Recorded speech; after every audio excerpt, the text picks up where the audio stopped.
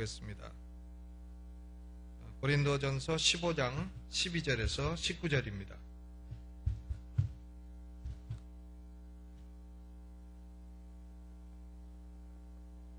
고린도전서 15장 12절로 19절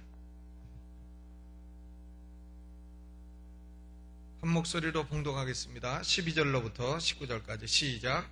그리스도께서 죽은 자 가운데서 다시 살아나셨다 전파되었거늘 너희 중에서 어떤 이들은 어찌하여 죽은 자 가운데서 부활이 없다 하느냐. 만일 죽은 자의 부활이 없으면 그리스도도 다시 살지 못하셨으리라.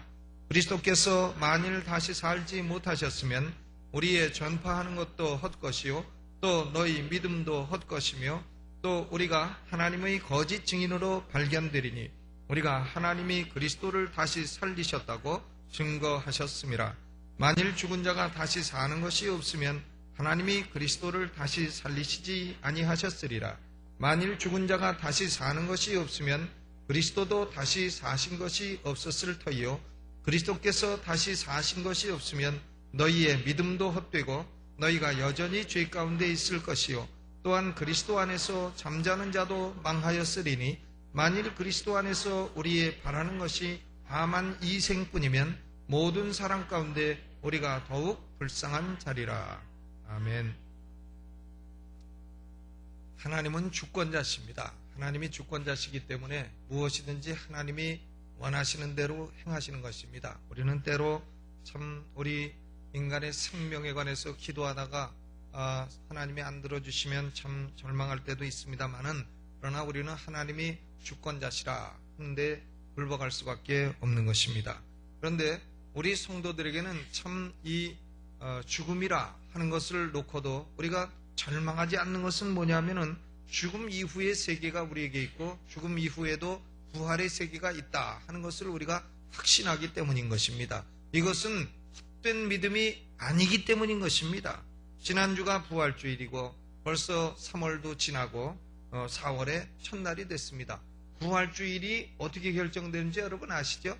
부활주일은 3월 March Full Moon, A Sunday After March Full Moon이라. 그러니까 우리말로는 춘분 이후에 만월 이후에 첫 일요일이라 이렇게 되는 겁니다. 그런데 하여간 부활주일은 3월달 돼서 달이 만월이 되면 그 다음 주가 부활주일이겠구나 이렇게 생각하면 됩니다. 3월 만월이 3월 만약에 마지막 주에 오게 되면 4월 첫 주가 부활주일이 되는 것이고 3월 춘분 지나고 만월 지나고 첫 주일이 부활절이 되는 것인데 부활주일도 벌써 지난주에 지나갔습니다. 우리가 주님의 부활하신 것을 왜 기뻐해야 됩니까? 부활은 주님이 하셨는데 우리가 아직 한 것이 아닌데요. 주님의 부활이 우리에게 주는 유익이 도대체 무엇이길래 우리는 주님의 부활을 기뻐하고 부활절을 그렇게 축하하고 그렇게 지내야 되느냐. 오늘 우리가 읽은 고린도서 15장 이 본문은 대부분 부정적인 언어로 기록이 되어 있습니다. 만약에 없다면 헛것이라 헛것이라 헛것이라. 만약에 없다면 헛것이라. 그런데 주님이 부활을 하셨기 때문에 이것은 헛것이 아니라 이렇게 되는 겁니다. 그래서 우리는 이 말씀이 부정적으로 기록이 되어 있지만 이것을 긍정적으로 바꿔서 생각하게 되면 주 예수 그리스도의 부활이 우리에게 주는 유익이 얼마나 많은 것인가 하는 것을 알 수 있게 되는 것입니다. 그래서 오늘 말씀을 부활하신 주님이 주신 5가지 선물이라 하는 제목으로 말씀을 나누겠습니다. 첫 번째 선물은 17절입니다. 17절을 한번 같이 읽습니다. 시작. 그리스도께서 다시 사신 것이 없으면 너희의 믿음도 헛되고 너희가 여전히 죄 가운데 있을 것이요. 그런데 그리스도께서 부활하셨기 때문에 우리는 죄 가운데 있지 아니하다. 그런 말씀입니다. 그리스도께서 부활하셨기 때문에 우리는 죄 가운데 있지 아니하고 죄 사함을 받았다 하는 것입니다. 여러분 죄 사함을 받으셨습니까? 못 받으셨습니까? 받았습니다. 우리는 영원한 죄 사함을 받았어요. 죄 사함이라고 하는 것은요 2가지 의미가 있습니다. 크게 보면 3가지 의미가 있어요. 죄 사함은 첫째는 죄의 결과로부터 구원받았다 하는 의미의 죄 사함이 있어요. 우리가 죄 사함을 받았다는 것은 죄의 결과로부터 구원받았다고 하는 의미를 말하는 겁니다. 죄의 결과는 뭡니까? 지옥 가는 거예요. 사망입니다. 지옥 가는 거. 그러니까 죄사함을 받았다 하는 것은 죄의 결과로부터 구원받아 우리는 지옥에 떨어지지 않게 됐다. 그런 의미인 것입니다. 아멘. 그런데 우리는 그러면 죄의 그 영향으로부터 완전히 벗어났느냐? 그런 건 아니죠. 그런 의미의 죄사함은 우리가 날마다 받아가야 되는 것입니다. 그리고 우리가 죄의 존재로부터 그러면 완전히 구원받았느냐? 아니죠. 그런 의미의 구원은 영화 시기에 죽어서 받는 겁니다. 그래서 우리가 죄사함을 받았다 할 때에는 죄의 결과로부터 구원받았다. 죄의 결과는 지옥 가는 거기 때문에 지옥 가지 않는다는 의미의 죄사함을 받았다 하는 것입니다. 우리 인생이 하나님의 무궁한 축복을 누리는 제일 기본 바탕은 뭐냐면 바로 죄사함입니다. Forgiveness. 이 죄사함을 받은 때로부터 시작해서 하나님의 모든 축복을 우리가 받게 되는 것입니다. 왜냐하면 이사야서 48장 22절에 여호와께서 말씀하시기를 악인에게는 평강이 없다 하셨느니라 그랬습니다. 죄사함을 못 받은 악인에게는 평강이 없고 하나님의 동행하심도 없고 영생도 없고 부활도 없고 하나님의 축복이 그 위에 쌓여질 수가 없는 것입니다. 그런데 그리스도께서 부활하심으로 우리는 죄에서 벗어나게 됐고 죄사함을 받게 된 것입니다. 그리스도의 죽으심이 우리 죄를 위해서 대신 죽으심은 잘 알겠는데 부활이 왜 우리의 죄사함과 관련이 있느냐 이렇게 묻는 분도 계실 겁니다. 그리스도의 부활은 예수님이 우리의 죄값을 다 갚으셨다에 대한 하나님의 인준인 것입니다. 예수님이 내가 너희 죄값을 갚고 너희의 죄의 결과를 책임지기 위해서 십자가를 진다 했을 때에 하나님께서 야 그건 그리스도가 한 거지 난 모르겠다 이러시면 그거 곤란한 겁니다. 하나님이 결제를 딱 하셔야 되는 건데 하나님이 이제 그리스도가 십자가를 지고 하나님의 자기 백성의 죄값을 청산하고 갚았다 하는 데 대한 결제가 뭐냐? 그게 바로 예수 그리스도의 부활인 것입니다. 그래서 그리스도의 부활로 말미암아 우리의 죄사함은 결제가 난 것입니다. 우리 예수 믿는 사람들은 그러므로 지옥 가기는 다 틀린 존재가 된 것입니다. 아멘. 우리가 죽어도요 참으로 감사한 것은 우리는 절대 지옥 갈 수 없는 존재가 된 것입니다. 그래서 저는 어떤 때는 가끔 아이고 뭐 인생 괴로울 때는 그냥 빨리 죽는 것도 괜찮겠다. 죽는 것은 참 죽은 사람은 좋고 살아있는 사람은 조금 슬프겠지만 죽는 것도 괜찮겠다 이런 생각이 들어갑니다. 근데 저는 목사로서 어떤 데 보면 산 사람도 또 그런 대로 또 살아갑니다. 가족 죽으면은 나도 같이 묻어주세요 이런 사람들도요 또 한두 달 지나보세요. 다 웃고 재미나고 웃고 즐기고 잘 살지요. 다 슬픔도 극복하게 돼 있는 겁니다. 슬픔도 극복하고 지나가고 하나님의 주권 가운데 되는 것이에요. 제가 전에 한번 그 얘기했는데 우리 어머니가 사는 아파트 그 위층 사는 여잔데요. 남편이 죽어가지고는 하도 슬퍼서 애 다섯을 놓고 젊은 남편이 죽었어요. 어떡합니까? 그래서 무덤에 가가지고 한 달을 그냥 소리를 내서 울었더니 한 달 만에 귀신이 소리 지를 때 무덤가에 귀신이 야 이년아 시끄러! 그래가지고는 이 사람이 그만 깜짝 놀라가지고 너무 막 머리가 서고 귀신이 듣다 못해서 한 달 만에 그냥 소리를 낸 거예요. 그래도 이 사람이 정뚝 뛰고 다시는 죽은 남편 무덤에 안 가고 그 다음에 정신 차려 살아갔고는 그래서 야 그런 귀신은 참 둘만한 귀신이다. 하나님이 부리시는 악신이다. 제가 그렇게 생각했습니다. 우리는 참 예수 그리스도의 부활로 말미암아 우리 죄가 완전 사함받았기 때문에 언제 죽어도 우리는 지옥 갈 수 없는 축복을 누리게 된 것입니다. 얼마나 감사합니까? 첫째로 우리는 죄사함을 받았습니다. 옆에 계신 분하고 한번 얘기하시죠. 나는 죄사함 받았습니다. 네, 얼마나 감사해요. 두 번째로는요. 부활의 두 번째 선물은 뭐냐? 14절입니다. 14절 같이 읽겠습니다. 시작. 그리스도께서 만일 다시 살지 못하셨으면 우리의 전파하는 것도 헛것이요 또 너희 믿음도 헛것이라. 그리스도께서 부활하지 아니하셨으면 우리의 믿음이 헛것이라. 우리가 믿는 대상이 헛것이라. 그랬는데 그리스도께서 부활하셨기 때문에 우리의 믿음은 헛것이라는 겁니까? 헛것이 아니라는 겁니까? 헛것이 아니라는 것이에요. 우리의 믿음은 헛된 허상을 쫓는 믿음이 아니라 우리의 믿음은 실상이 있는 믿음이 됐다. 그런 얘기입니다. 이 세상 사람들이 다 마음이 허전하고 이 세상 볼 때 뭐 의지할 데도 없고 철학도 없고 사상도 없고 하니까 갖가지 종교를 가지고 삽니다. 갖가지 믿음을 가지고 살고 이렇게 합니다만은 그런 믿음은 다 허상입니다. 허상이에요. 허상이라는 게 뭡니까? 목마른 자가 사막에서 신기루가 보입니다. 신기루가 보여서 쫓아가서 야 저기 가면 생수가 있겠다고 갔더니 생수는 아무것도 없고 마른 모래만 있더라. 그것이 허상이 아닙니까? 그러나 기독교의 믿음은 신기루가 아닌 것입니다.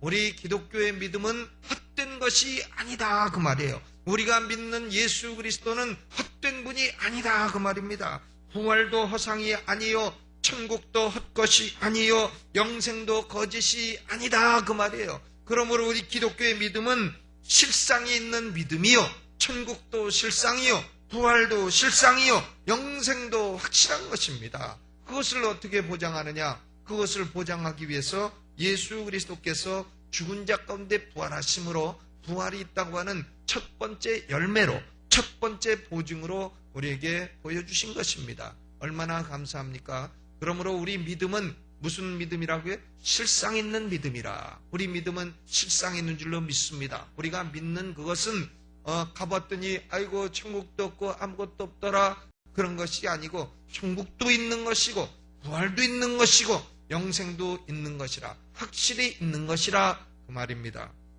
세 번째로 부활의 세 번째 선물은 뭐냐면 우리가 전파하는 것이 절대적 진리라는 확증인 것입니다. 거기 14절 전반에 그리스도께서 만일 다시 살지 못하셨으면 우리의 전파하는 것이 헛것이라. 그런데 그리스도께서 부활하셨기 때문에 우리가 전파하는 것이 참된 진리요 절대적 진리임을 반증하는 것이다 그 말입니다. 오늘날 현대사회는요, 건축이든 예술이든 음악이든 미술이든 모든 것이 다 포스트 모더니즘의 지배를 받고 있어요. 포스트 모더니즘이 뭐냐? 아이고 뭐 그렇게 어려운 용어가 있느냐? 그런지는 몰라도요, 그건 뭐냐면 전통을 부정하고 하여간 비전통적인 요소를 섞어보려는 겁니다. 그렇기 때문에 포스트 모더니즘 시대에는요, 간판도 전 같으면 그냥 돼지고기집 이렇게 했지만 지금은 그거 아니지 않습니까? 불타는 연탄 위에 놓여진 춤추는 삼겹살집. 이렇게 이 복잡해요, 뭐가. 간판도 복잡한 그 포스트 모더니즘 간판이에요, 그것이요. 그러니까 그걸 멋지게 지으면은 사람들이 저기 가서 먹고 싶다 이렇게 되지 않겠습니까? 그러니까 어떤 집에 갔더니 복집이에요, 복집인데 진짜 복 주는 집. 그래가지고 보니까 그 복집입니다. 줄여서 복하고 집하고 해가지고 참복, 밀복 이런 거 파는 복집. 그러니까 간판도요, 요새는 종전대로 그렇게 해서는 안 되는 겁니다. 자꾸 멋지게 하고 이게 포스트 모더니즘이죠. 전통을 깨트려 보는 겁니다. 그래서 예술도 건축도 전 같으면 사각형으로 짓는데 이제는 삐뚤어도 져보고 또 어떻게 좀 이상하게 전에는 아니었는데 이제는 녹슨 거로도 좀 지어보고 해서 여기서 조금 저기 가다 보면 녹슨 걸로 지은 집이 있어요. 그게 최근에 아주 건축 대상이라나 어쨌다나 난 녹슨 걸로 안 짓겠는데 하여간 그런 걸로 지어놓고 멋있다 그럽니다. 그 포스트 모더니즘이죠. 전통성을 깨는 겁니다. 그런데 이 포스트 모더니즘이 나쁜 것은 뭐냐면 절대적인 진리를 부인하고 모든 진리는 그 진리를 믿는 자에게만 진리라는 진리의 상대성을 강조하는 거예요. 그러니까 예를 들면 도적질은 그것이 나쁘다고 믿는 사람에게만 나쁜 것이지 그것이 나쁘지 않다고 믿는 사람에게는 안 나쁜 것이다. 다 모든 게 상대적이에요. 살인도 그것이 나쁘다고 생각하는 사람에게는 나쁜 것이지 그것이 나쁘지 않다고 생각하는 사람에게는 나쁘지 않은 것이다. 혼전, 간음도 그것이 나쁘다고 생각하는 사람에게만 나쁜 것이지 그게 어떠냐고 생각하는 사람에게는 어떤 것이다. 이렇게 돼가지고 진리가 온통 상대적이 돼버리니까 결국은 이 사회는 절대적 기준도 없고 절대적 진리도 없고 절대적 가치도 없고 예수 그리스도가 부활한 것이 절대적 진리다고 하면 그건 믿는 너에게나 절대적 진리지 그게 나한테는 절대적 진리가 아니다. 이렇게 모든 것을 상대화 다 해버리게 되면 결국은 우리 사회는 결국 진리의 무정부 상태에 들어가게 되는 것이고, 뭐가 옳고 그른 것도 없는 것이고, 다 자기 나름대로 자기 소견에 옳은 대로 행동하는 그런 사회, 그런 사회를 가리켜서 개판사회라, 개판사회가 되는 겁니다. 어떤 집이 자기는 아버지도 개띠고 어머니도 12살 차이라 개띠고 아들은 24살 차이라 개띠고 딸은 36살 차이라 개띠고, 그래서 그 집은 개판집이라, 그렇죠. 다 개띠니까 그렇다는데, 이 사회가 절대적인 윤리 기준도 없고 절대적 진리도 없고 모든 것이 상대화된다면, 그러면 에너키 상태, 무정부 상태로 들어가게 되는 것입니다. 그러나 기독교는 절대적 진리를 고수합니다. 기독교의 윤리는 절대적 윤리를 고수하는 거예요. 그건 뭡니까? 십계명 조건을 타고 믿는 겁니다. 살인하지 말라, 간음하지 말라, 도적질하지 말라, 이걸 절대적인 진리로 기독교는 믿고 있는 겁니다. 도적질하는 건 나쁜 것이고, 살인하는 건 나쁜 것이고, 간음하는 건 나쁜 것이고, 살인하는 자는 남의 생명을 빼앗는 자는 그 사람 생명도 빼앗게 된다. 그러니까 기독교는 사형제도도 인정하는 겁니다. 요새는 사람들이 아주 하나님보다 더 자비스러운 사람 많아요. 사형제도를 폐지해야 된다고요. 예? 왜 폐지해야 됩니까? 사형제도 있어야죠. 구약시대에 하나님도, 그 자비하신 하나님도 이 어린애 유괴하는 거, 그리고 고살하는 거, 실수로 죽인 건 사용하지 않습니다. 그러나 고의적으로 살해한 그런 것은 그 사람의 생명은 남의 생명을 빼앗는 것이기 때문에 남의 생명을 빼앗고 어린애를 유괴하고 하는 자의 생명은 보호할 가치가 없다고 해서 하나님도 그걸 죽이라고 했는데, 무슨 인간이 하나님보다 더 자비스럽다고 사형을 폐지합니까? 그런 것이 무슨 옳은 법 제도입니까? 아니죠. 물론 그걸 이용해서 정치적으로 악용하는 사람들이 많습니다만은, 그러나 악용하는 게 있어도 그래도 그런 제도는 돼야 됩니다. 저는 법과대학 출신이고 또 신학자지만요, 사형제도는 폐지는 절대 반대입니다. 사형제도는 있어야 되는 거예요. 여러분이 만약에 여러분 가족이, 여러분 자녀가 사랑하는 아들인데 누가 유괴해서 지존파가 죽였다, 그러면 그걸 국가가 원수를 안 갚아주면 즐겁겠어요? 국가가 원수를 안 갚아주고 그런 사람을 갖다 징역 2년 해갖고 싹 풀어놓으면 그런 놈 다니는 꼴을 보겠느냐고요.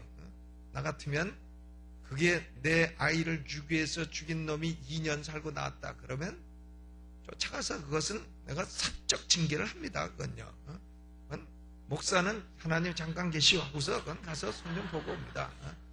그런데 그런 1대1의 복수를 하지 말라고 해가지고 하나님이 법을 두시고 국가가 대신 진노를 집행해 주니까 우리는 국가가 집행했다 해가지고 우리의 마음의 평안을 누리게 되고 1대1의 복수를 안 하게 되는 겁니다.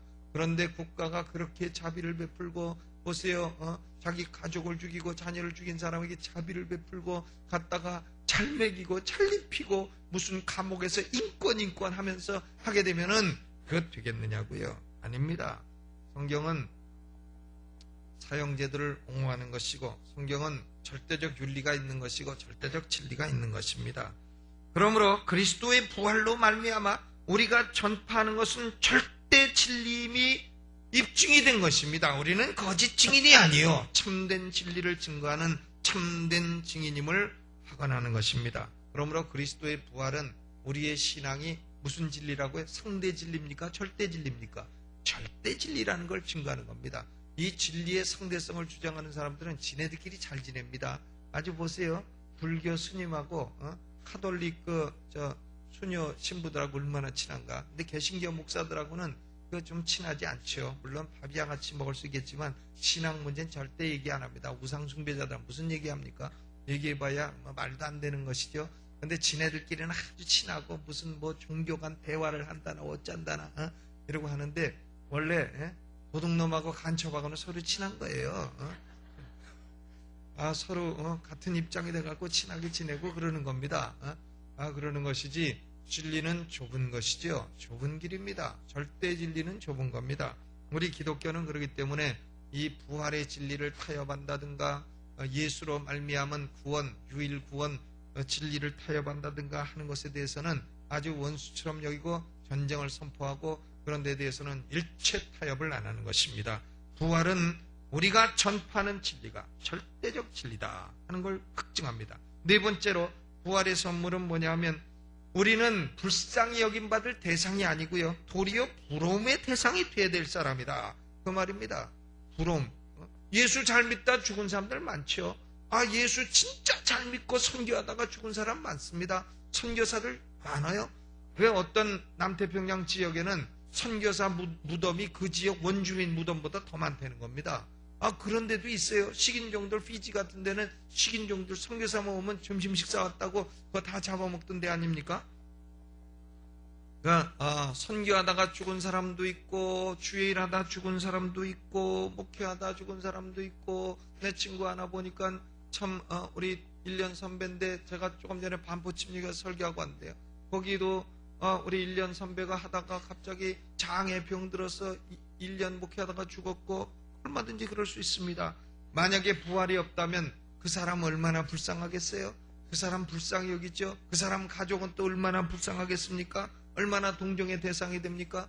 그런데 예수 잘 믿고 죽은 사람은요, 동정의 대상이 아닙니다. 오히려 부러움의 대상인 겁니다. 아이고, 죽을 때도 그렇게 잘 믿어가지고 사람들에게 그렇게 참 믿음으로 살던 사람이라고 하는 그런 영광을 얻었으니 저 사람이 얼마나 부러운가. 오히려 부러워야 되는 겁니다. 술 먹고 술이 그냥 취해가지고 길거리에서 나빠 죽었다, 그런 게 불쌍한 거죠.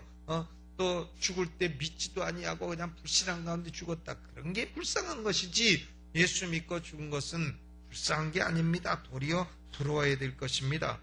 옛날에 참 순교자들 볼 때 불신자들이 저거 예수 믿다가 저렇게 순교당하고 목배임 당했으니 저 집안 망하고 저 사람 망했다 이러지만은요, 아닙니다. 그 사람 망한 사람이 아니에요. 그 사람들은 다 천국에 올라가서 요한이 보니까 왕노릇하며 주님과 함께 통치권에 참여하며 1000년 동안 왕노릇하더라. 1000년이라는 기간은 완전 충만수예요. 10 곱하기 10 곱하기 10 하면 이것은 하나님이 정한 모든 시기에 다 왕노릇하는 존재들이라, 그 말입니다.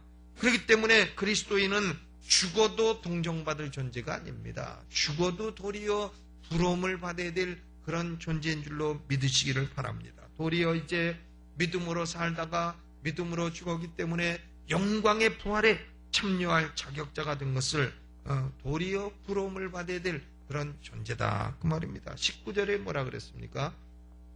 만일 그리스도 안에서 우리가 바라는 것이 다만 이생뿐이면 모든 사람 가운데 우리가 더욱 불쌍한 자니라. 더욱 불쌍한 자니라. 그러나 그리스도께서 부활하셨고 우리가 바라는 건 이생뿐만이 아니라 영원한 내세도이기 때문에 죽어도 우리는 불쌍한 자가 아니라, 그 말입니다. 도리어 부러움의 대상이 돼야 될 자다. 바로 우리는 죽으나 사나 복된 사람이에요.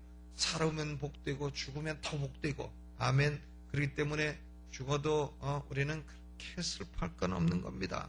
죽어도 우리는 말씀을 믿고 도리어 영광 가운데 죽었다, 그리스도 예수 안에 죽은 자는 복이 있도다 하는 말씀을 믿어야 될 것입니다. 부활의 5번째 선물은 뭐냐면 영원한 기쁨의 삶. 이것이 영생이 우리에게 보장된 겁니다. 18절 말씀 보세요. 또한 그리스도 안에서 잠자는 자도 망하였으리라. 부활이 없다면 잠자는 자들, 죽은 자들은 망자일 겁니다. 망자, 망한 자. 그리스도 안에서 죽은 자는 망한 자가 될 것이, 부활이 없다면. 그러나 부활이 있기 때문에 예수 믿고 죽은 사람은 망한 자가 아닙니다. 망자가 아니단 말이에요. 산자의 땅에 있는 사람이 된 겁니다. 이 육신의 장막이 이게 조금 공사가 조금 부실해갖고 조금 튼튼히 못 지어져 갖고서는 그래서 빨리 조금 무너진 것 뿐이지, 우리는 이 장막집이 무너지면 하늘의 손으로 짓지 아니한 영원한 집이 있는 줄로 믿으시기를 주의 이름으로 축원합니다. 그렇기 때문에 예수님이 부활하셨으므로 죽은 자는 망자가 되지 아니하고 영생과 기쁨이 보장된 그런 사람이 된 것입니다. 그렇기 때문에 바울이 뭐라 그랬습니까? 고린도후서 4장 17절에 우리의 잠시 받는 환난의 경한 것이 지극히 크고 영원한 영광에 중한 것을 우리에게 이루게 함이니라 그랬어요. 환난에 경한 것이 지극히 크고 영원한 영광에 중한 것을 우리에게 이루게 하려 함이니라.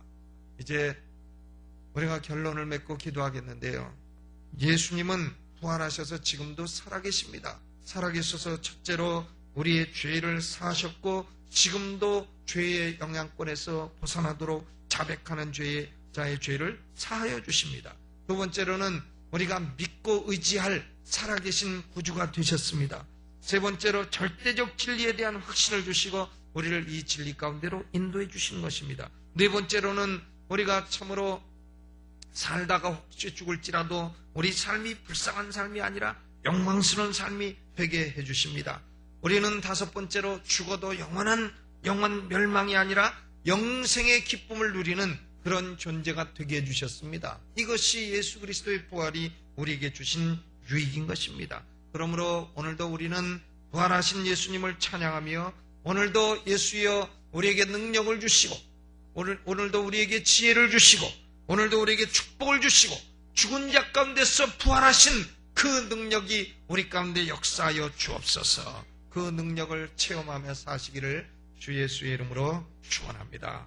우리 찬송 부르면서 헌금 드리겠습니다.